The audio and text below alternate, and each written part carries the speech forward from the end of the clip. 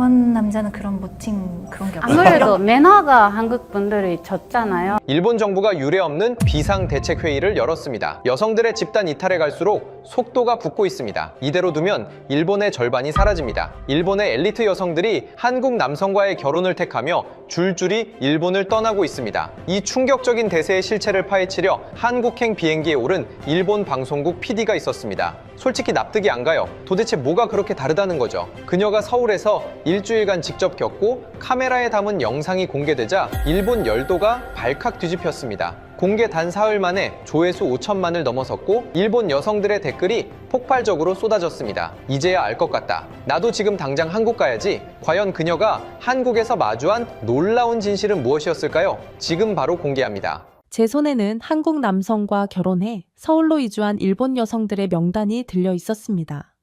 저는 나리카이. 문화부에서 9년째 일하며 산전수전을 다 겪은 베테랑 기자입니다.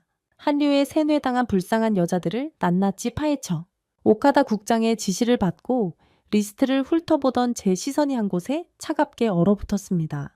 도쿄대 출신 의사, 게이오대 출신 변호사, 와세다 출신 방송작가, 일본 상위 1%의 가장 똑똑하고 냉철한 엘리트 여성 1176명. 그 순간 심장이 미친 듯이 뛰기 시작했습니다. 한류 마케팅 따위에 가장 속지 않을 그녀들이 도대체 왜 자발적으로 조국을 버리고 한국행, 편도 티켓을 끄는 걸까요? 사실 처음 오카다 국장에게 이 아이템을 받았을 때만 해도 저는 이 일이 세면 하단에나 들어갈 가벼운 기삿거리라고 생각했습니다. 한류 붐이 20년째 이어지고 있으니까 그 영향이겠거니 했죠. 케이팝에 빠진 여자들이 한국 남자한테 환상을 갖고 덜컥 결혼했다가 후회하는 사례를 모아서 일본 여성들에게 보내는 경고성 기사를 쓰면 되겠다 싶었습니다. 그런데 파일을 열고 취재를 시작하자마자 이상한 걸 발견했습니다. 한국 남성과 결혼한 일본 여성의 이혼율이 비정상적으로 낮았던 겁니다. 한류에 세뇌당해서 충동적으로 결혼했다면 이혼율이 높아야 정상인데 취재 과정에서 만난 전문가들은 오히려 반대 조합보다 훨씬 안정적이라고 했습니다. 거기다 한국에 거주하는 일본인 결혼 이주 여성을 대상으로 한 조사에서 현재 생활에 만족한다는 응답이 54.4%나 됐습니다. 매우 만족이 24.8%, 만족이 57.6%, 불만족은 고작 0.2%에 불과했죠. 이건 뭔가 이상합니다. 세뇌당한 사람들이 이렇게 높은 만족도를 보일 리가 없잖아요. 저는 모니터 앞에서 고개를 갸웃거렸습니다. 혹시 조사 자체가 편향된 건 아닐까? 표본이 적은 건 아닐까? 기자 본능이 발동했죠. 뭔가 숨겨진 게 있다. 반드시 찾아내야 한다. 그렇게 리스트를 집요하게 파고들다 발견한 것이 바로 서두에 말씀드린 그녀들의 학력이었습니다. 일본 최고 명문대를 나온 여성들이 이 줄줄이 명단에 올라와 있었던 거죠. 잠깐. 이거 이상하지 않습니까? 한류에 세뇌당한 거라면 왜 하필 일본에서 가장 똑똑하다는 여성들이 걸려드는 겁니까? 머리가 좋으면 오히려 안 속아야 정상 아닌가요? 저는 곧바로 편집국장한테 달려갔습니다. 오카다상, 이 기사 가벼운 가십으로는 안 됩니다. 좀 더 깊게 파봐야 합니다. 뭘 더 파? 한류 마케팅에 넘어간 여자들 이야기잖아? 아닙니다. 고학력 여성들이 집중적으로 빠져나가고 있습니다. 이건 단순한 한류 문제가 아닐 수 있어요. 편집국장이 안경을 치켜 올리며 저를 봤습니다. 그럼 뭔데? 그걸 알아내야 합니다. 편집국장은 잠시 생각하더니 고개를 끄덕였죠. 좋아, 현지 취재가. 대신 확실한 거 가져와. 일본 여성들한테 경각심 줄 수 있는 팩트. 경각심. 네, 저도 그때까지는 그게 제 임무라고 생각했습니다. 한류에 속아 넘어간 일본 여성들의 실태를 폭로하겠다. 한국 남자들의 달콤한 말 뒤에 숨겨진 현실을 낱낱이 까발리겠다. 그게 제 기사의 확고한 방향이었습니다. 그런데 그 방향이 완전히 뒤집어지는 데는 일주일도 안 걸렸습니다. 그 전에 하나만 먼저 말씀드려야 할 게 있습니다. 수많은 취재 리스트 속에서 제 눈을 완전히 얼어붙게 만든 이름이 하나 있었거든요. 후지와라 치오. 도쿄대 경제학부를 수석권으로 졸업하고 미즈호은행 본점에서 일하던 제가 아는 가장 이성적이고 냉철한 여자, 그리고 15년 지기 제 가장 친한 친구. 그 이름이 한국 남자와 결혼해서 서울로 이주한 여성 명단 한가운데 적혀 있었습니다. 치호에게 전화를 건 건 그날 밤이었습니다. 사실 연락이 뜸해진 지 꽤 됐었죠. 대학 시절부터 15년을 붙어 다닌 사이인데 어느 순간부터 치호의 답장이 느려지더니 결국 연락이 끊겼습니다. 바쁜가 보다 했죠. 미주은행 본점이면 당연히 바쁠 테니까요. 그런데 바빴던 게 아니었습니다. 서울에 가 있었던 겁니다. 리카, 오래간만이다. 무슨 일이야? 치호의 목소리는 밝았습니다. 예전에 알던 그 날카롭고 차가운 톤이 아니었어요. 뭐랄까, 힘이 빠진 게 아니라 힘을 뺀 목소리였습니다. 저는 단도직입적으로 물었습니다. 치호, 네오 결혼했다며? 한국 사람이랑? 3초간 침묵이 흘렀습니다. 그리고 치호가 웃었어요. 역시 기자네. 벌써 알았구나. 취재 리스트에 내 이름이 있었어. 아, 그래? 치호는 대수롭지 않다는 듯이 말했습니다. 미즈호은행 수석 애널리스트 출신이 한국 남자와 결혼해서 서울로 이주한 게 대수롭지 않은 일이라니. 저는 속이 부글부글 끓었죠. 치호, 솔직히 말해. 사기당한 거 아니야? 아니면 빚이라도 진 거야? 네가 왜 미즈호를 때려치워? 리카야? 아니 진짜로? 네가 얼마나 힘들게 그 자리까지 올라갔는데 도쿄대 수석이 뭐가 아쉬워서 한국 남자한테? 리카. 치호가 제 말을 끊었습니다. 목소리가 조용해졌어요. 나 괜찮아? 아니, 괜찮은 정도가 아니야. 행복해. 행복하다. 그 말이 오히려 더 불안하게 만들었습니다. 사기당한 사람들이 처음엔 다 행복하다고 하거든요. 한번 와봐. 서울로. 직접 보면 알게 될 거야. 마침 취재 때문에 갈 예정이야. 그럼 됐네. 오면 연락해. 내가 다 보여줄게.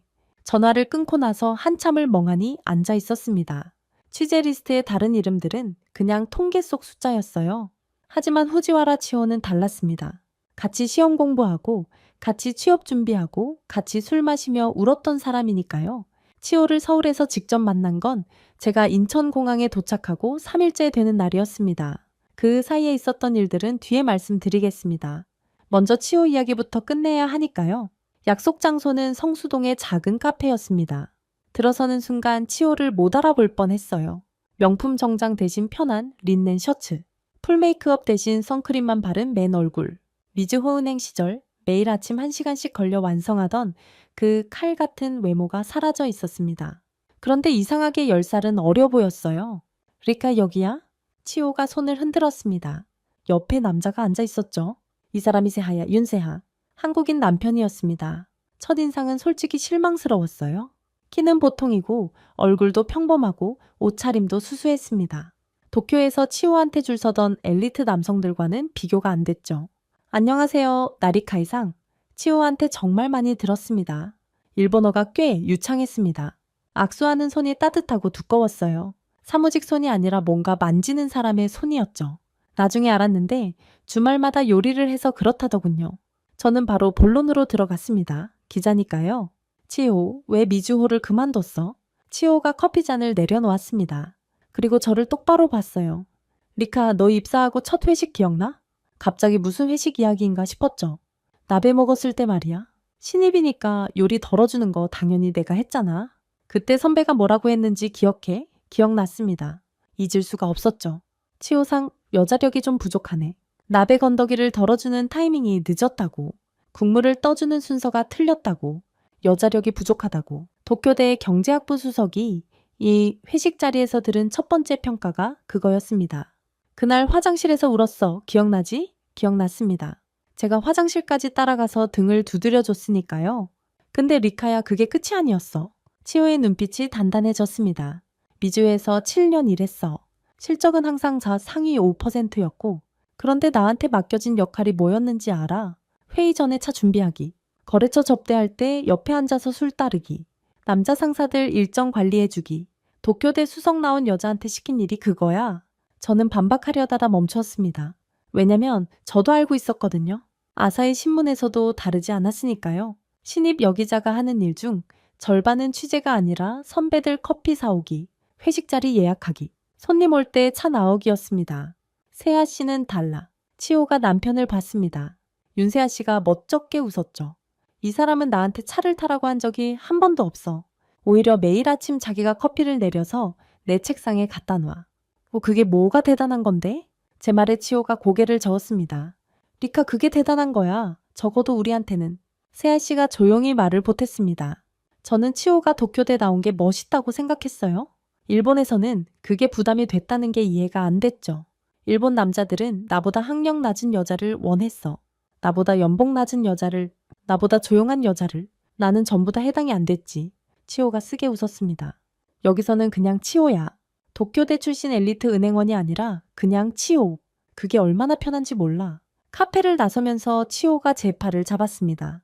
리카 기사 쓰기 전에 부탁 하나만 할게. 뭔데?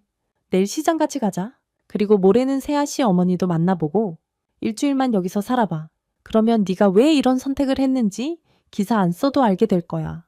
저는 고개를 끄덕였습니다. 물론 속으로는 다른 생각을 하고 있었죠.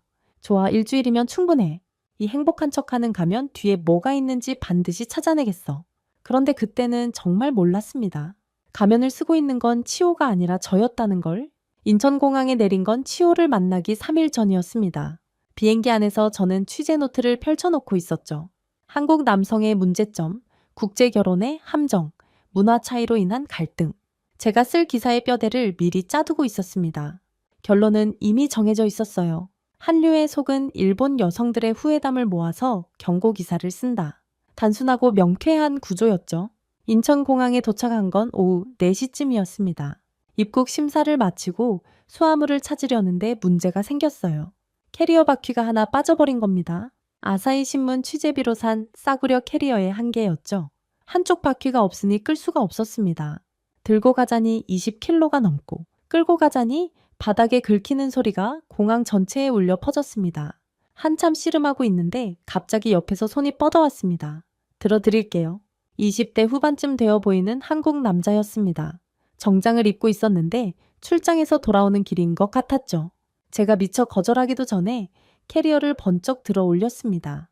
택시 타실 거예요? 리무진 버스요? 서투른 영어가 아니라 일본어였습니다. 꽤 유창했어요. 아, 택시를 타려고? 그럼 이쪽이에요? 따라오세요. 택시 승강장까지 20kg짜리 캐리어를 들고 걸어가면서 그 남자는 아무런 대가도 요구하지 않았습니다. 명함도 안 줬고 연락처도 안 물었어요. 택시 앞에 캐리어를 내려놓고는 조심히 다니세요. 한마디만 하고 사라졌습니다. 뒤통수를 보면서 저는 생각했죠. 뭐가 목적이지? 일본에서는 공항에서 낯선 사람의 짐을 들어주는 일이 거의 없습니다. 남에게 폐를 끼치는 것도 남의 일에 끼어드는 것도 메이와쿠. 그러니까 민폐라고 생각하는 문화니까요. 도와주면 도와준 쪽도 도움받은 쪽도 부담스러워합니다. 택시를 타고 서울 시내로 들어가면서 창밖을 봤습니다. 한강을 건너는 다리 위에서 본 스카이라인이 인상적이었어요. 솔직히 도쿄와 크게 다르지 않았습니다. 아니, 어떤 부분은 도쿄보다 깔끔해 보이기까지 했죠. 택시기사가 백미러로 저를 보며 말했습니다. 일본에서 오셨어요? 네. 혼자요? 걸장이에요? 쥐재요. 아, 기자? 대단하네. 한국은 처음이에요.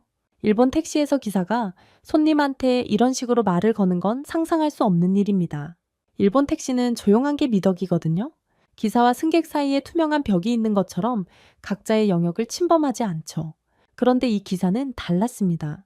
불쾌하지도 않았어요. 오히려 묘하게 편안했습니다. 저녁은 드셨어요? 아직이면 명동 쪽에 맛있는 데 많아요. 밥을 먹었냐고 물어보는 택시기사. 일본에서는 절대 없는 일이었죠. 호텔에 체크인하고 짐을 풀었습니다. 명동의 비즈니스 호텔이었는데 방은 좁지만 깨끗했어요. 침대에 앉아서 취재 노트를 다시 펼쳤습니다. 첫 페이지에 적어둔 기사 방향을 읽어봤죠. 한류 세뇌의 실태, 국제결혼의 함정, 일본 여성들에게 보내는 경고. 그런데 이상하게 펜이 움직이지 않았습니다. 공항에서 캐리어를 들어준 남자의 뒷모습이 자꾸 떠올랐거든요. 아니야? 공항이니까 그런 거야. 외국인한테 잘 보이려는 거겠지? 저는 스스로를 다독이며 노트를 덮었습니다. 다음날 아침 혼자 호텔 근처를 돌아다녔습니다. 명동이라는 곳이었는데 일본인 관광객이 정말 많았어요. 가게 점원들이 일본어로 응대하는 건 장사니까 이해가 됐습니다. 그런데 이상한 일이 계속 일어났죠. 지도를 보면서 헤매고 있으니까 지나가던 여성이 멈춰서서 어디 찾으세요? 하고 물었습니다. 식당에서 메뉴를 못 읽고 있으니까 옆 테이블 손님이 이거 맛있어요? 이거 드셔보세요. 하며 통역을 해줬습니다. 편의점에서 계산하는데 뒤에 줄 서 있던 할아버지가 일본에서 왔어. 한국은 처음이야. 하며 말을 걸었습니다. 하루에 이런 일이 4번이나 일어났습니다. 일본에서는 모르는 사람한테 말을 거는 것 자체가 실례입니다. 메이와쿠, 민폐, 상대방의 영역을 침범하는 행위죠. 그래서 일본 거리는 조용합니다. 모두가 자기만의 투명한 상자 안에 들어가 있으니까요. 그런데 한국은 그 상자가 없었습니다. 사람들이 툭툭 말을 걸고 도움을 주고 관심을 보이는 게 너무나 자연스러웠어요. 관광지니까 그런 거야. 진짜 한국은 다를 거야. 저는 계속 그렇게 중얼거렸습니다. 하지만 이미 취재 노트 첫 페이지의 기사 방향이 조금씩 흐릿해지고 있다는 걸 스스로도 느끼고 있었죠. 그날 밤 호텔에서 치호에게 메시지를 보냈습니다. 서울 도착했어. 내일 모레 시간 있어? 답장이 바로 왔습니다. 그래, 세아 씨도 같이 올 거야. 그리고 리카, 하나만 부탁할게. 뭔데? 기자 말고 친구로 와줘. 읽고 나서 한참을 핸드폰을 들여다봤습니다. 기자 말고 친구로. 그 말이 묘하게 가슴에 걸렸어요. 왜냐면 솔직히 말하면 저는 치호를 취재하러 가는 거였거든요. 15년 지기 친구를 기사의 소재로 쓰려고 한다는 사실이 갑자기 불편하게 느껴졌습니다. 하지만 그 불편함을 무시했습니다. 기자니까요. 이틀 뒤 성수동에서 치호를 만났고 그 이야기는 앞에서 말씀드린 대로입니다. 치호의 변한 모습, 여자력 발언, 미즈후에서의 7년, 그리고 치호가 던진 제안, 일주일만 여기서 살아봐. 저는 그 제안을 받아들였습니다. 물론 가면 뒤에 진실을 파헤치겠다는 목적으로요. 그런데 가면을 벗겨야 할 대상이 치호가 아니라 저 자신이었다는 건 아직 그때의 저는 알지 못했습니다. 치호가 다음날 아침 데려간 곳은 동네 시장이었습니다. 성수동 골목시장은 아침 8시부터 활기가 넘쳤습니다. 도쿄의 슈퍼마켓과는 완전히 다른 세계였어요. 좁은 골목 양쪽으로 야채, 과일, 생선, 반찬 가게들이 빼곡하게 늘어서 있고 상인들의 목소리가 사방에서 울려 퍼졌습니다. 그리고 그 한가운데를 치호가 자연스럽게 걸어가고 있었죠. 지호야 왔네? 야채 가게 아주머니가 먼저 알아보고 반갑게 인사했습니다. 안녕하세요 아주머니. 오늘 뭐가 좋아요?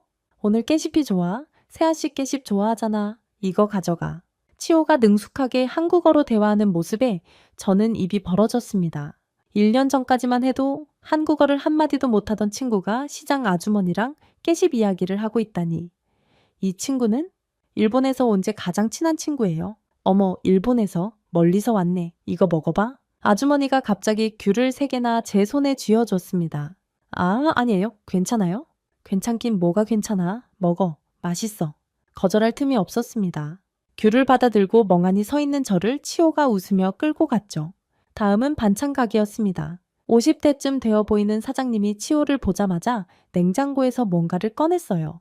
치호야, 이거 어제 만든 장조림이야. 세아씨 좋아하지? 아, 사장님, 매번 이러시면 안 돼요. 안 되긴 뭐가 안 돼. 정으로 주는 건데. 정. 그 단어를 처음 들은 건 그때였습니다. 돈으로 따지면 안 돼. 정기야, 정. 사장님이 장조림을 봉지에 담아 치호한테 건네면서 한 말이었죠.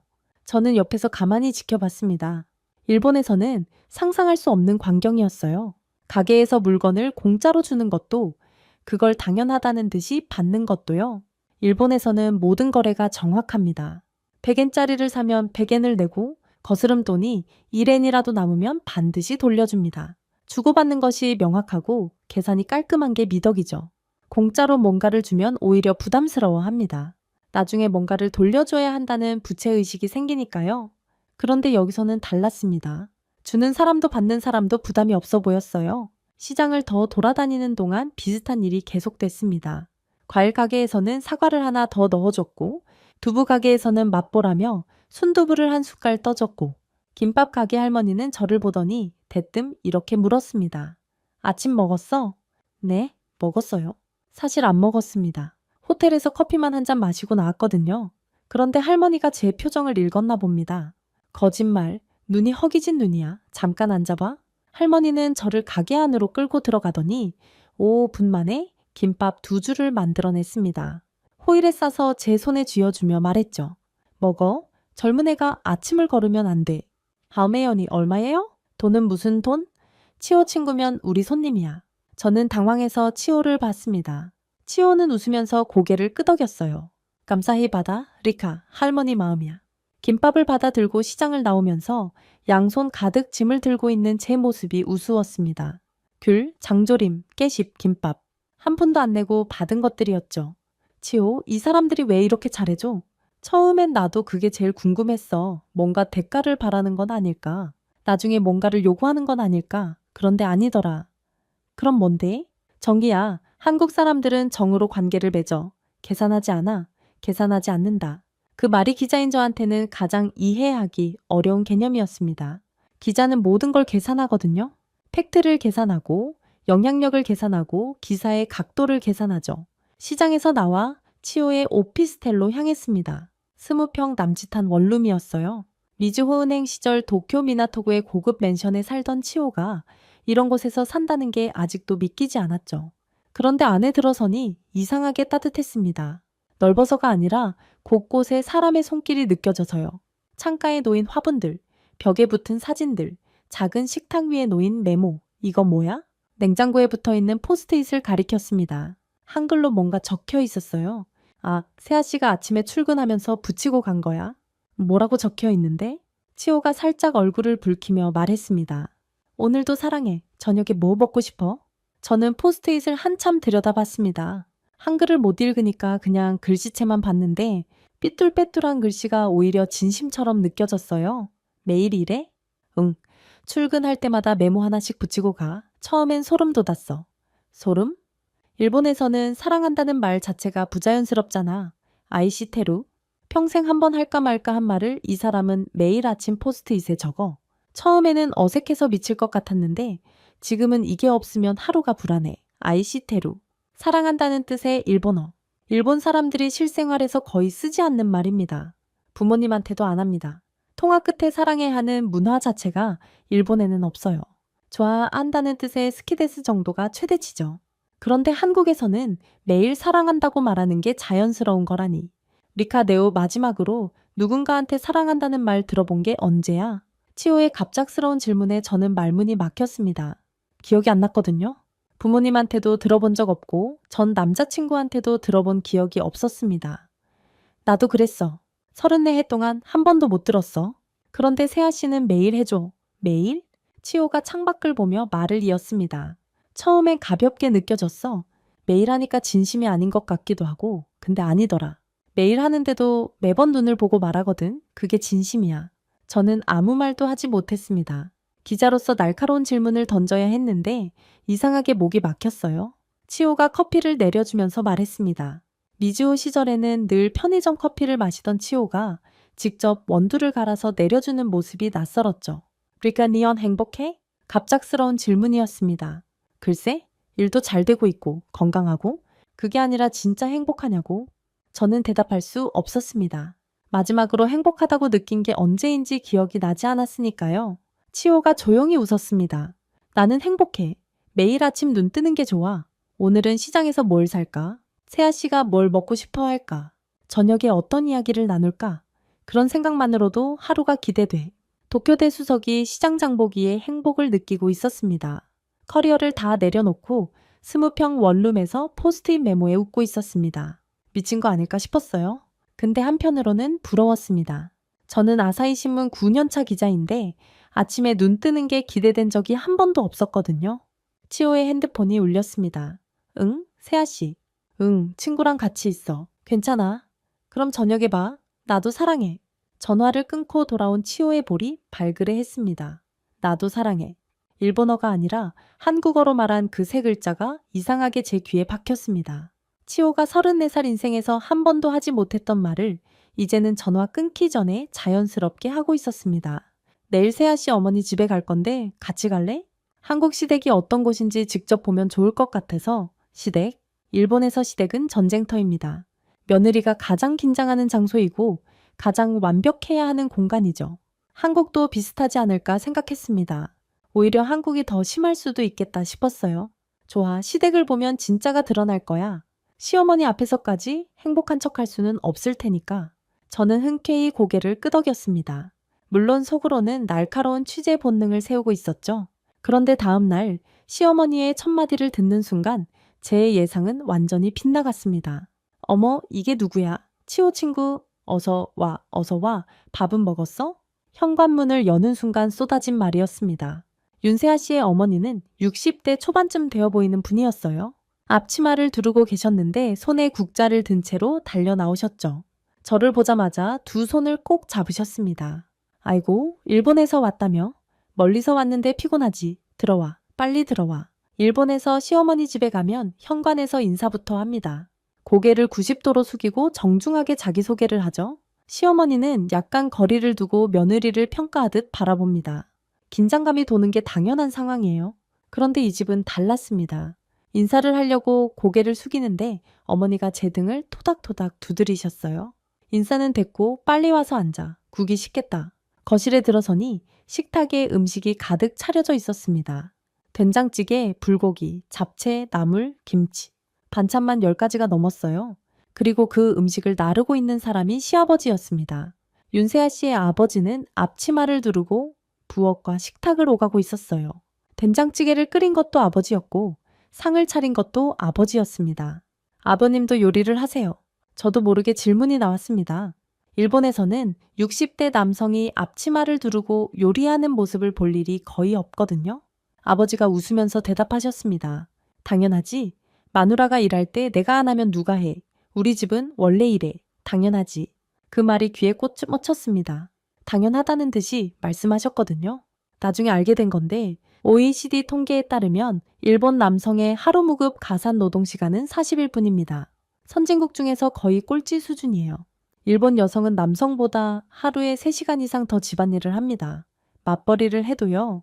퇴근하고 나서 시작되는 제2의 근무라는 표현이 있을 정도죠. 그런데 이 집에서는 남편이 된장찌개를 끓이고 아내가 앉아서 기다리는 게 자연스러웠습니다. 우리 아들도 어릴 때부터 가르쳤어. 남자도 요리하고 청소할 줄 알아야 한다고 어머니가 자랑스럽게 말씀하셨습니다. 그리고 치호를 보며 덧붙였죠. 우리 치호가 요즘 일본어 강의 시작했다며? 잘 되고 있어? 네, 어머니. 수강생이 좀 늘었어요. 잘 됐다. 며느리가 자기 일하는 게 당연하지. 집에만 있으면 답답하잖아? 며느리가 자기 일하는 게 당연하다. 일본에서 시어머니가 이런 말을 하는 경우는 극히 드뭅니다. 오히려 반대죠. 며느리가 일하면 집안일을 소홀히 한다고 남편을 잘 못 챙긴다고 시댁에 소홀하다고 핀잔을 듣는 경우가 훨씬 많아요. 식사가 시작됐습니다. 어머니가 제 앞에 반찬을 계속 올려주셨어요. 이거 먹어봐. 이건 치호가 좋아하는 거야. 아, 이것도 먹어봐. 일본 사람은 이거 잘 모르지? 세아 씨가 중간중간 저한테 반찬 설명을 해줬습니다. 옆에서 치호가 자연스럽게 통역을 보태고요. 가족 모두가 제가 불편하지 않도록 신경 쓰고 있다는 게 느껴졌습니다. 세아 씨의 여동생도 와 있었는데 치호한테 스스럼 없이 말했습니다. 오바, 치호 언니 일본어 강의 영상 봤는데 진짜 잘하더라. 나도 수강 신청할까? 그래, 해봐. 치호가 잘 가르치거든. 오빠와 여동생이 며느리의 일을 자연스럽게 응원하는 모습이었습니다. 일본에서 시누이가 형수의 일을 칭찬하는 장면은 드라마에서도 보기 힘든데 말이죠. 식사를 마칠 때쯤 아버지가 말씀하셨습니다. 치호가 우리 세아를 행복하게 해주니까 나도 행복해. 처음에 일본 사람이라고 해서 솔직히 걱정했는데 기우였어. 단순하지만 진심이 느껴지는 말씀이었습니다. 돌아갈 때 어머니가 김치를 한 통 싸주셨습니다. 크기가 장난이 아니었어요. 호텔에서 밥 먹을 때 같이 먹어. 김치 없으면 밥이 안 넘어가지. 어머니 너무 많아요. 많긴 뭐가 많아. 치호 친구잖아. 우리 가족이나 마찬가지야. 가족이나 마찬가지. 처음 만난 사람한테 가족이라는 말을 쓰는 문화. 일본에서는 10년을 알아도 일정한 거리를 유지하는 게 예의인데 여기서는 한번 연결되면 바로 가족이 되는 것 같았습니다. 집을 나와 걸으면서 치호가 말했습니다. 어때? 솔직히 충격적이야. 뭐가? 다혜 시아버지가 요리하는 것도 시어머니가 내 일을 응원하는 것도 시누이가 내 수업을 칭찬하는 것도 일본에서는 시댁에 가면 완벽한 며느리 연기를 해야 하잖아. 차 나오고 설거지하고 시어머니 눈치 보고. 나도 처음엔 그게 제일 무서웠어. 한국 시댁이 더 심하다는 얘기도 들었고. 그런데 여기 와보니까 달랐어. 완벽한 며느리가 아니어도 괜찮더라. 실수해도 되고 못해도 돼. 그냥 치호로 받아들여 주니까. 그냥 치호로. 도쿄에서는 미즈호은행의 후지와라. 도쿄대 졸업생 후지와라. 후지와라 가문의 딸이었던 치호가 여기서는 그냥 치호였습니다. 호텔로 돌아오는 택시 안에서 저는 김치통을 무릎 위에 올려놓고 멍하니 창밖을 봤습니다. 서울의 야경이 빠르게 지나가고 있었어요. 취재 노트를 꺼냈습니다. 첫 페이지에 적어둔 기사 방향이 보였죠. 한류 세뇌의 실태, 국제 결혼의 함정. 펜을 들었다가 다시 내려놓았습니다. 그 밑에 새로운 메모를 적었어요. 정. 계산하지 않는 마음. 가면을 쓰지 않아도 되는 관계. 그리고 한 줄 더. 나는 왜 행복하지 않은가. 그날 밤 침대에 누워서 천장을 올려다보며 생각했습니다. 제가 찾으러 온 불편한 진실 대신 불편한 질문만 계속 쌓이고 있었으니까요. 하지만 아직 포기할 수 없었습니다. 치호의 행복은 인정하더라도 이건 한 명의 사례일 뿐이잖아요. 다른 일본 여성들은 어떨까? 치호가 특별한 행운을 잡은 거 아닐까? 확인하려면 더 많은 사람을 만나봐야 했습니다. 치호한테 부탁해서 서울에 사는 다른 일본인 기혼 여성들을 소개받기로 했죠. 다음 날부터 본격적인 인터뷰가 시작됐습니다. 그리고 그 인터뷰들이 저를 완전히 무너뜨렸습니다. 치호가 소개해준 여성은 5명이었습니다. 전부 일본에서 한국 남성과 결혼해 서울이나 경기도에 정착한 사람들이었죠. 저는 기자 본능을 총동원해서 인터뷰에 임했습니다. 반드시 균열을 찾아내겠다는 각오로요. 첫 번째는 아오이 씨, 31살. 도쿄의 대형 광고 대행사에서 일하다가 한국인 남편과 결혼해 서울로 온 지 2년째였습니다. 강남의 카페에서 만났는데 첫 마디부터 예상 밖이었어요. 나리카이상 한국 남자의 가장 큰 차이점이 뭔지 아세요? 연락이에요. 연락이요? 일본에서 남자친구랑 사귈 때 일주일 동안 연락 한 번 없는 게 정상이었어요. 용건이 있을 때만 연락하는 거죠. 그게 서로의 프라이버시를 존중하는 거라고 배웠으니까. 아오이 씨가 웃었습니다. 근데 한국 남편은 점심시간마다 전화해요. 뭐 먹었어? 오늘 어때? 저녁에 뭐 하고 싶어? 처음엔 감시당하는 줄 알았어요. 솔직히 질식할 것 같았죠. 지금은요? 지금은 그게 없으면 불안해요. 아, 오늘은 왜 전화 안 하지? 하고요. 아오이 씨가 뜨거운 아메리카노를 한 모금 마시며 말했습니다. 목소리가 듣고 싶어서 전화하는 거래요. 일본에서는 한 번도 들어본 적 없는 이유였어요. 두 번째는 마오 씨, 35살. 오사카에서 간호사로 일하다가 3년 전에 한국으로 왔습니다. 제가 한국에서 처음 감동받은 게 뭔지 아세요? 식당 문이에요. 문이요? 남편이 식당 갈 때마다 문을 잡아줘요. 제가 먼저 들어가게. 일본에서는 한 번도 경험해 본 적 없었어요. 한국 여성분들한테는 그게 당연한 거라면서요. 당연한 것. 한국 사람들한테는 너무 사소해서 의식도 못하는 행동이 일본 여성한테는 감동이 되는 거였습니다. 세 번째, 세씨, 29살. 나고야의 IT 기업을 그만두고 서울에 온 지 1년 반이었습니다. 이 인터뷰가 저를 가장 크게 흔들었어요. 남편이 매일 사랑한다고 해요. 세씨가 말하는데 갑자기 목소리가 떨리기 시작했습니다. 일본에서는 아이시테루라는 말 자체가 부자연스럽잖아요. 부모님도 안 하고 연인 사이에서도 거의 안 하고 스키데스 좋아한다는 말 정도가 최대치인데 세씨의 눈에 물기가 맺혔습니다. 한국 남편은 매일 아침 출근하면서 사랑해. 저녁에 집에 오면서 사랑해. 자기 전에 사랑해. 처음엔 가볍다고 생각했어요. 매일 하니까 진심이 아닌 것 같기도 하고. 그런데요? 근데 어느 날 깨달았어요. 이 사람은 매번 제 눈을 보고 말한다는 걸. 습관이 아니라 진심이라는 걸.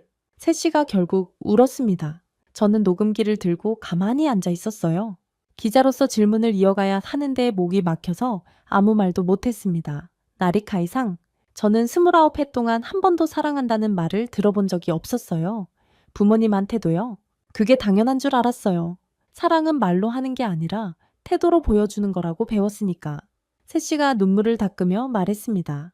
근데 말로 들으니까 달라요. 정말 달라요. 네 번째, 유카리 씨, 38살. 교토대학 연구원 출신으로 남편보다 3살 연상이었습니다. 일본에서 저는 크리스마스 케이크였어요. 크리스마스 케이크요? 25일이 지나면 가치가 떨어진다는 거죠. 25살 넘으면 결혼 시장에서 가치가 없다는 뜻이에요. 30대 중반의 대학원까지 나온 여자는 아예 대상에서 빠지는 거죠. 유카리 씨가 담담하게 말했습니다. 한국 남편한테 처음 나이 얘기했을 때 이 사람이 뭐라고 맺었는지 아세요? 인생 경험이 많아서 좋다고, 연상이라 편하다고. 일본에서는 그런 반응을 받아본 적이 없으신 거죠? 한 번도요. 5번째 인터뷰가 가장 극적이었습니다. 리나 씨 33살. 도쿄 증권사 출신이었고 남편 백동염 씨와 함께 나와줬습니다. 리나 씨가 들려준 이야기는 이랬습니다. 결혼 전 리나 씨가 야근 때문에 약속에 못 간 날이 있었대요. 연락도 제대로 못했고요. 약속 장소는 서울의 한 지하철역 앞이었는데 그날 기온이 영하 7도였습니다. 다음날 아침에 미안하다고 전화했더니 괜찮다고 하더라고요. 근데 나중에 친구한테 들었어요. 이 사람이 그 역 앞에서 7시간을 기다렸다는 거예요. 7시간이요? 영하 7대서요? 저는 백동겸 씨를 봤습니다.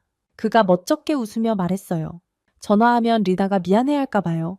혹시 오나 싶어서 기다린 건데 별거 아니에요. 별거 아니라고 했지만 리나 씨의 눈에는 또 눈물이 고이고 있었습니다. 5명의 인터뷰를 마치고 호텔로 돌아오는 택시 안에서 저는 녹음기를 끄고 혼자 울었습니다. 왜 울었냐고요? 5명의 여성이 공통적으로 한 말 때문이었습니다. 여자라서 죄송합니다를 말하지 않아도 되는 나라. 일본에서 여성으로 산다는 건 끊임없이 사과하는 삶이었습니다. 회의에서 의견을 내면 여자가 너무 나서면 안 된다. 야근하면 여자가 그렇게까지 할 필요 없다. 결혼 안 하면 여자가 왜 결혼을 안 하냐. 결혼하면 여자가 왜 일을 계속하냐. 뭘 해도 여자라서 미안해야 하는 사회. 세계경제포럼이 발표한 성별 격차 지수에서 일본은 148개국 중 118위입니다. G7은 꼴찌예요. 일본 여성의 무급 가사노동 가치가 111조엔이라는 통계도 있고요. 이 숫자들이 뜻하는 건 간단합니다. 일본은 여성에게 침묵과 희생을 요구하는 사회라는 거예요. 그리고 5명의 여성은 그 사회에서 탈출한 사람들이었습니다. 택시에서 내려 호텔 로비를 지나면서 저는 취재 노트를 꺼냈습니다. 첫 페이지의 기사 방향은 이미 2줄로 그어져 있었어요. 한류 세뇌의 실태. 이 줄은 더 이상 유효하지 않았습니다. 대신 새로운 제목이 떠올랐습니다. 하지만 그걸 기사로 쓸 수 있을까? 아사히 신문이 그런 기사를 실어줄까? 오카다 편집국장이 허락할까? 그 고민을 안고 방에 들어갔는데 핸드폰에 메시지가 와 있었습니다. 오카다 편집국장이었죠. 나리카이, 기사 방향 정했어. 언제 송고할 수 있어? 저는 핸드폰을 내려놓고 한참을 천장만 바라봤습니다. 기사를 써야 합니다. 하지만 어떤 기사를 쓸 것인가?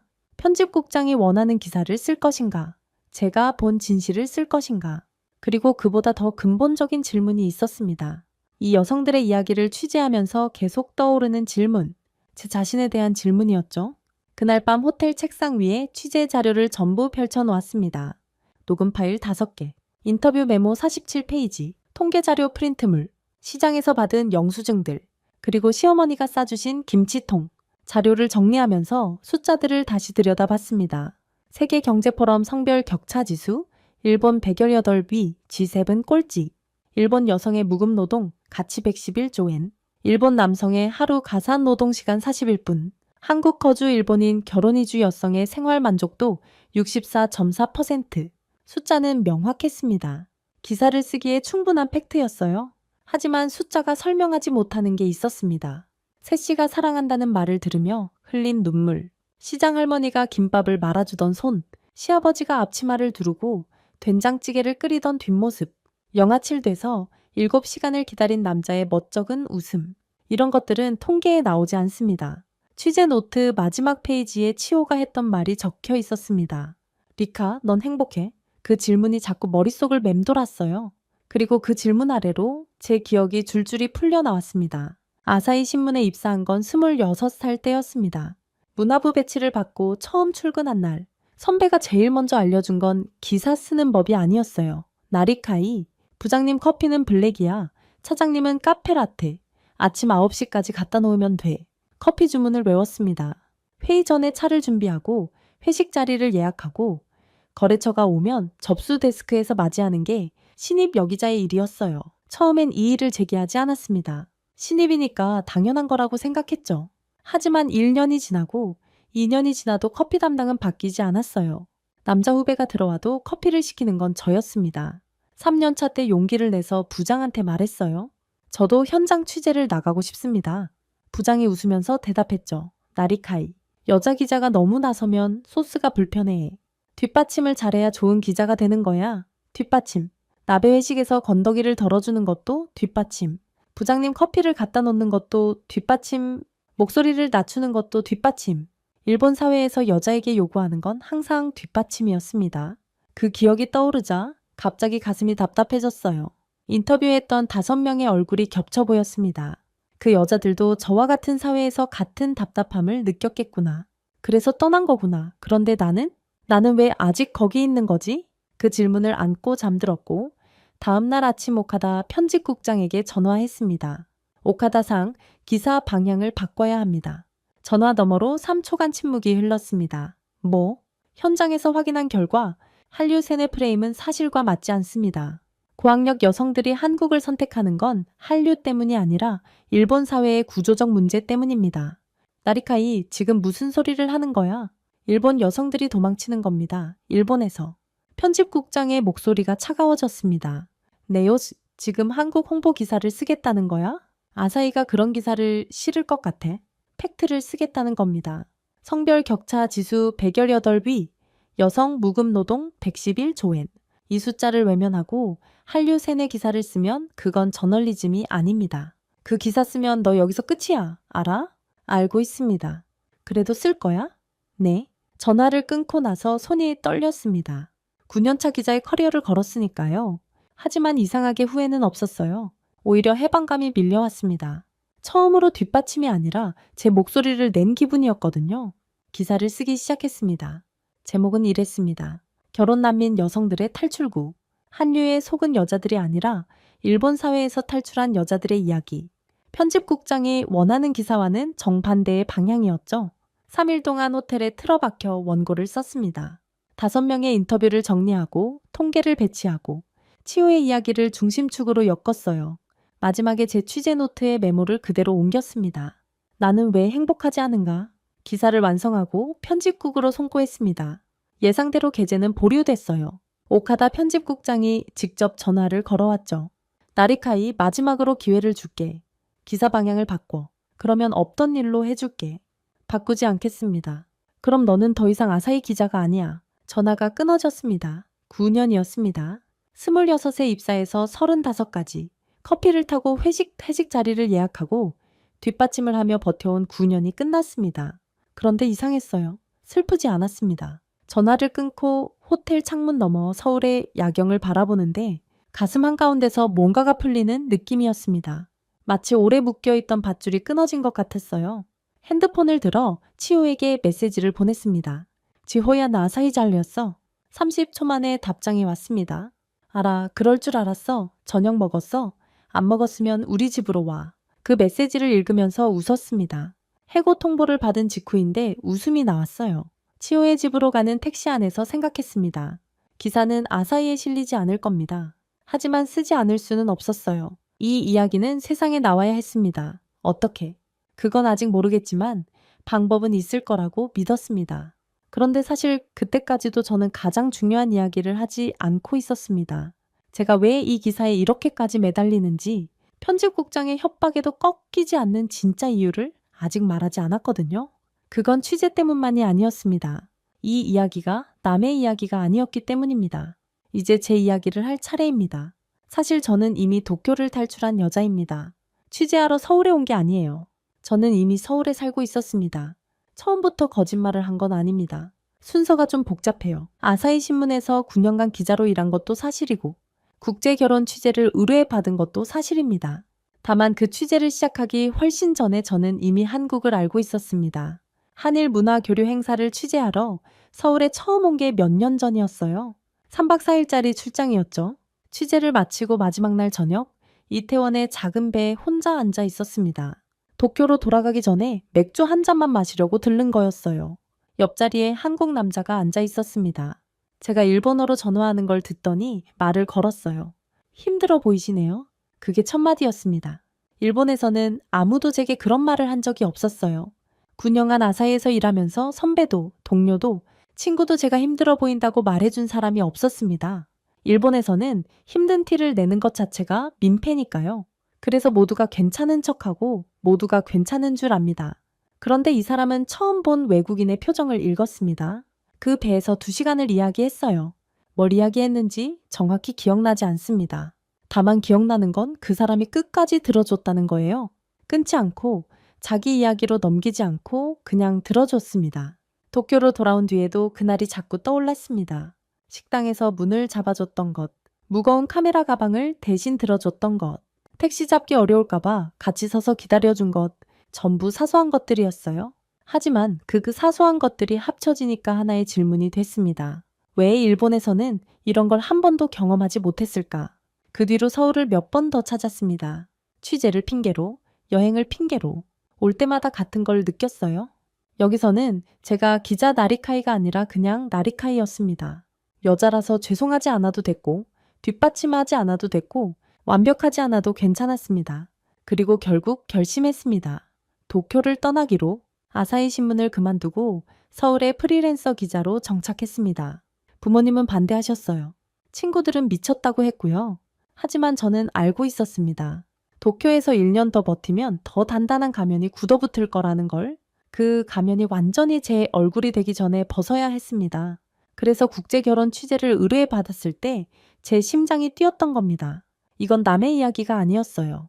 제 이야기였습니다. 한국으로 탈출한 여자, 그게 저였으니까요. 치호한테 이 이야기를 한 건 아사히에서 잘린 그날 밤이었습니다. 치호의 집 거실에 앉아서 세아 씨가 끓여준 된장찌개를 먹으면서요. 리카 왜 진작 말 안 했어? 기자니까 취재 대상한테 자기 이야기를 하면 안 되잖아. 나는 취재 대상이 아니라 네 친구야. 치호가 제 손을 잡았습니다. 그래서 기사에 그렇게 매달린 거구나. 남의 이야기가 아니라 내 이야기니까. 맞았습니다. 5명의 여성을 인터뷰하면서 제가 울었던 건 그들의 이야기가 슬퍼서가 아니었어요. 제 이야기였기 때문입니다. 세 씨가 사랑한다는 말에 울 때 저도 같이 운 건 저도 그 말이 그리웠기 때문입니다. 기사는 아사히에 실리지 않았습니다. 하지만 저는 이 이야기를 포기하지 않았어요. 서울의 작은 원룸에서 원고를 다시 쓰기 시작했습니다. 기사가 아니라 책으로. 제목은 지극히 기적인 일본. 일본이라는 나라를 그 안에서 숨쉬지 못하던 여자의 눈으로 다시 쓴 기록이었습니다. 그리고 그 책이 세상에 나왔을 때 제가 예상하지 못한 일이 벌어졌습니다. 책이 나오자 일본이 갈라졌습니다. 지극히 기적인 일본. 한국에서 프리랜서로 활동하며 쓴 이 책은 처음에 조용히 출간됐어요. 대형 출판사도 아니었고 광고도 없었습니다. 그런데 한 달 만에 입소문이 퍼지기 시작했죠. 먼저 온라인에서 터졌습니다. 일본 여성들의 반응이 폭발적이었어요. 서점 리뷰가 하루에 수백 개씩 올라왔습니다. 드디어 누군가 말해주었다. 내가 느꼈던 게 착각이 아니었다. 저도 회사에서 매일 차를 타요. 이게 정상이 아닌 거였군요. 32살 독신입니다. 결혼 안 하냐는 압박에 매일 시달려요. 한국에는 정말 다른 삶이 있나요? 물론 반대쪽도 거셌습니다. 매국녀. 한국의 세노에 당한 기자. 일본의 수치. 양쪽의 댓글이 동시에 쏟아졌고 그 자체가 뉴스가 됐습니다. 일본 언론들이 찬반 보도를 쏟아냈어요. 아사히 신문에서 게재를 거부당한 기사가 책이 되어 돌아온 거였죠. 한국에서도 화제가 됐습니다. 일본 기자가 본 한국의 진실이라는 제목으로 기사가 나갔고 우리가 당연하게 여기는 게 이렇게 소중한 건가 하는 반응이 이어졌어요. 그 중에서 제 가슴에 가장 깊이 박힌 건 한 통의 메일이었습니다. 나리카이님, 저는 50대 주부입니다. 평생 남편과 아이들을 위해 살았습니다. 당신의 책을 읽고 처음으로 나는 어떻게 살고 싶은가 생각해 봤어요. 너무 늦었을까요? 너무 늦었을까요? 이 한 문장을 읽고 한참을 울었습니다. 50년을 참고 살아온 여자가 처음으로 자기 자신에게 질문을 던진 거잖아요. 제 책이 그 질문의 계기가 됐다는 게 믿기지 않았습니다. 하지만 가장 예상치 못한 반응은 다른 데서 왔습니다. 도쿄의 어머니에게서 전화가 걸려온 건 책이 나오고 2주째 되는 날이었어요. 저는 각오했습니다. 화를 내실 거라고, 집안 망신이라고 하실 거라고. 리카야. 어머니의 목소리는 의외로 조용했습니다. 책 읽었어. 여면이죠. 잠깐. 엄마가 먼저 할 말이 있어. 어머니가 심호흡을 하셨습니다. 전화 너머로 숨소리가 들렸어요. 엄마도 그랬어. 네? 아버지한테 사랑한다는 말 한 번도 못 들었어. 평생. 그게 당연한 줄 알았는데 내 책을 읽고 나니까 처음으로 서러웠어. 저는 아무 말도 못했습니다. 네가 도쿄를 떠났을 때 원망했어. 왜 멀리 가는 거냐고. 일본에서 충분히 잘 살 수 있는데 왜 굳이 한국이냐고. 그런데 이제 알겠어. 네가 엄마보다 용감한 거야. 어머니의 목소리가 떨렸습니다. 엄마는 참았어. 평생 참았어. 여자니까 당연히 참아야 한다고 생각했어. 그런데 네가 안 참았잖아. 네가 떠났잖아. 어머니, 리카야 행복하게 살아. 엄마 대신, 엄마 대신. 그 세 글자에 어머니의 인생 전부가 들어있었습니다. 평생 참고, 평생 뒷받침하고, 평생 가면을 쓰고 살아온 일본 여성의 삶이요. 그리고 마지막에 어머니가 말씀하셨습니다. 평생 한 번도 하지 않았던 말을 사랑해. 일본어가 아니었습니다. 어눌한 한국어였어요. 어디서 배우셨는지 모르겠지만 발음이 서툴렀습니다. 그런데 그 서투른 세 글자가 제 인생에서 들은 가장 아름다운 말이었습니다. 전화를 끊고 한참을 울었습니다. 울면서 생각했어요. 어머니는 일본어로는 그 말을 할 수 없었던 거라고. 아이시테루라는 말이 너무 무겁고 부자연스러운 나라에서 60년을 사셨으니까. 그래서 한국어를 빌려온 거라고. 사랑해. 이 간단한 말 하나를 하기 위해 다른 나라의 언어를 빌려야 하는 사회. 그게 일본이었습니다. 그리고 그 사회에서 탈출한 1176명의 여성들이 한국에서 매일 듣고 있는 말이기도 했죠. 어머니의 전화를 받은 그날, 저는 새로운 원고를 쓰기 시작했습니다. 지금 저는 서울에서 이 원고를 쓰고 있습니다. 동네 카페 창가 자리예요. 사장님이 아까 아메리카노를 갖다 주시면서 리카 씨 오늘도 열심히 하네 하셨습니다. 서비스라며 마들렌도 하나 올려주셨고요. 처음 왔을 때는 이런 게 어색했는데 이제는 이게 없으면 허전합니다. 프리랜서 기자로 활동하면서 한일 양국을 잇는 칼럼을 연재하고 있어요. 책이 나온 뒤로 여러 매체에서 연락이 왔습니다. 한국 방송국에서 출연 제안도 들어왔고 일본 출판사에서 후속작 계약도 했죠. 아사히에서 잘렸을 때는 모든 게 끝난 줄 알았는데 오히려 문이 더 많이 열렸습니다. 치오는 판교에서 일본어 강의를 하고 있어요. 수강생이 200명을 넘었다고 자랑하더군요. 세아 씨와 아이도 계획하고 있대요. 시어머니가 벌써부터 이불을 만들고 계신다면서 웃었습니다. 가끔 성수동 시장에 갑니다. 김밥 할머니가 저를 보면 아직도 밥 먹었어? 하고 물으세요. 반찬 가게 사장님은 여전히 장조림을 봉지에 담아주시고요. 제가 사장님, 매번 이러시면 안 돼요. 하면 돌아오는 대답은 항상 같습니다. 많긴 뭐가 많아, 정기야 정? 한국 생활이 완벽하냐고 물으시면 아니라고 대답하겠습니다. 언어는 아직도 어렵고 문화 차이에 당황할 때도 있어요. 명절의 시댁에서 며느리가 일하는 문화가 한국에도 분명히 존재한다는 것도 알고 있습니다. 빠른 변화의 속도에 피곤할 때도 있고 도쿄의 조용하고 정돈된 거리가 그리울 때도 있어요. 하지만 결정적으로 다른 게 하나 있습니다. 여기서는 힘들 때 왜 참았어 하고 물어줍니다. 일본에서는 왜 안 참아 했거든요. 이 차이가 전부예요. 이 하나의 차이가 1176명의 여성을 움직인 겁니다. 가끔 도쿄의 부모님과 통화합니다. 아버지는 아직 말수가 적으세요. 하지만 어머니는 달라지셨어요. 통화 끝에 어색하게나마 사랑해라고 말씀하십니다.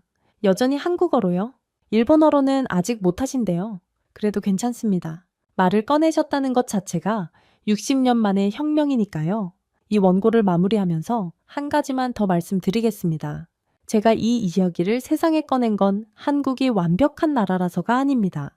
한국 남자가 세계 최고의 남편이라서도 아니에요. 저는 한국 홍보 기사를 쓰는 게 아닙니다. 이건 일본 사회에 던지는 질문입니다. 왜 우리는 여성에게 침묵을 요구하는가? 왜 사랑한다는 말이 부자연스러운가? 왜 나베 건더기를 덜어주는 게 여자의 일인가? 왜 도쿄대를 나온 여자한테 커피를 시키는가? 한국에서 비로소 제가 참고 있었다는 걸 깨달았을 뿐입니다. 참는 게 당연한 줄 알았는데 아니었어요. 당연한 게 아니었습니다. 세 씨가 인터뷰에서 했던 말이 떠오릅니다. 29회 동안 한 번도 사랑한다는 말을 들어본 적이 없었어요. 그게 당연한 줄 알았어요. 당연한 줄 알았던 것이 당연하지 않았다는 걸 깨닫는 순간 사람은 움직입니다. 1176명이 움직였고 저도 움직였습니다. 지금 이 글을 읽고 계신 분께 묻겠습니다. 당신은 참고 있지 않습니까? 그것이 당연하다고 스스로를 속이고 있지 않습니까? 제가 찾은 답은 단순합니다. 사랑한다고 말해주는 사람 곁에서 나답게 사는 것. 여자라서 죄송합니다를 말하지 않아도 되는 곳에서 그냥 나로 존재하는 것. 그게 전부였습니다. 어머니가 서툰 한국어로 건넨 사랑의 세 글자. 시장 할머니가 김밥을 말아주며 했던 밥 먹었어 세 글자. 세아 씨가 매일 아침 포스트잇에 적는 사랑의 세 글자. 세 글자면 충분했습니다. 1176명의 여성이 올해 그 세 글자를 찾아 바다를 건넜습니다. 다음은 누구의 차례일까요? 여러분, 지금까지 아사히 신문 9년차 기자 나리카이의 이야기를 함께 들으셨습니다. 어떠셨습니까? 1176대 147. 한국 남성과 결혼한 일본 여성과 일본 남성과 결혼한 한국 여성의 숫자입니다. 8배 차이. 그리고 한국에 정착한 일본인 여성의 64.4%가 현재 생활에 만족한다고 답했습니다. 성별 격차 지수 148개국 중 118위인 나라에서 탈출한 여성들이 바다 건너 이곳에서 찾은 건 거창한 게 아니었습니다. 식당 문을 잡아주는 손, 매일 아침 사랑한다고 적힌 포스트잇, 밥 먹었냐고 묻는 시장 할머니의 목소리, 앞치마를 두른 시아버지의 된장찌개. 우리가 너무 당연해서 의식조차 못했던 것들이 누군가에게는 인생을 바꿀 만큼 특별한 것이었습니다. 나리카이의 어머니는 60년 인생에서 처음으로 사랑한다는 말을 하셨습니다. 그것도 일본어로는 못하셔서 서툰 한국어를 빌려서요. 사랑해. 이 세 글자를 말하기 위해 다른 나라의 언어가 필요했던 겁니다. 우리는 매일 합니다. 부모님께, 아이들에게, 사랑하는 사람에게. 그게 얼마나 귀한 일인지 오늘 이 이야기가 다시 한번 떠올려 드렸으면 합니다. 이 이야기가 마음에 닿으셨다면 주변에 공유해 주십시오. 여러분의 공유 하나가 대한민국이라는 나라의 따뜻함을 세상에 알리는 일이 됩니다. 가슴이 뜨거워지셨다면 댓글에 한 문장만 남겨주십시오. 친하게 지내자.